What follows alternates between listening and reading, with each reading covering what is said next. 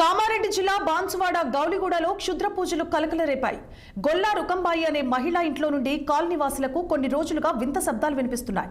అనుమానం వచ్చి శబ్దాలేంటని అడిగేసరికి బాత్రూం కోసం గోతి తవ్వుతున్నామని రుకంబాయి సమాధానమిచ్చింది. అయితే ఆమె కుక్కర్ పడేయడం, పిల్లలను కొట్టడం ఏమీ తెలియనట్టు నటించడంతో డౌట్ వచ్చి కాలనీ వాసులు రుకంబాయి ఇంట్లోకి వెళ్లి చూసేసరికి షాక్ అయ్యారు.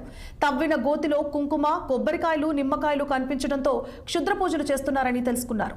అక్కడున్న రుకంబాయి మరో 8 మందికి దేహశుద్ధి చేసి పోలీసులకు అప్పగించారు కాలనీవాసులు. ఈ క్షుద్ర పూజల్లో పాల్గొన్న వారంతా నారాయణఖేడ్ ప్రాంతం, కర్ణాటక బోర్డర్ నుండి వచ్చినట్లు తెలిపారు. బాగా ఊరు వాసన వచ్చింది ఆ రోజు.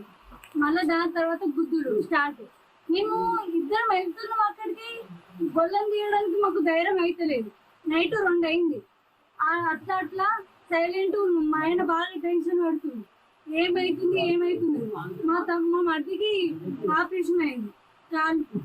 ఇప్పటిప్పుడు మేము ఎటు చూసుకోలేం కదా రూము అని సైలెంట్గా ఉన్నాము. తెల్లారిపోయింది. అమ్మకి అడిగిన బాత్రూమ్ పక్క అని చెప్పింది. అది బాత్రూమ్ పక్క అమ్మ అని చెప్పింది. ఎక్కడ దొబ్బినవా అని చెప్పింది. ఇక్కడ అని చెప్పి చెంచు పెట్టింది. దాని తర్వాత ఈ రోజు స్టార్ట్ అయితే ఎందుకు అవుతురని మా ఆయన గట్టి నోటి. నా కోపం ఆగలేదు. నా పిల్లలు అంటే రైస్ కుక్కర్ వలగొట్టింది. అసలు ఈ రోజు నాకు ఏం జరిగిందో గుర్తులేదు. Rice cooker వలగొట్టిందంట.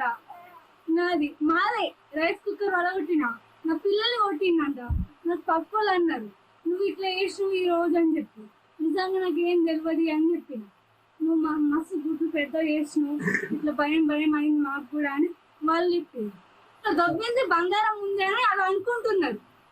ఇప్పుడు వాళ్ళు ఏమంటున్నారంటే జరుగు వెళ్ళు అని ఇట్లా కొబ్బరికాయ తీసుకుంటా అంటున్నారు. మాకు ఇక్కడ వంట చేస్తున్నాయి కాబట్టి నాకు అన్ని అనిపిస్తుంది. ఆ వంట కూడా వేయట్లేదు. బయటకు వెళ్ళిపోతుంది. వెళ్ళిపోయి గేట్ లోపలికి పోయి గేట్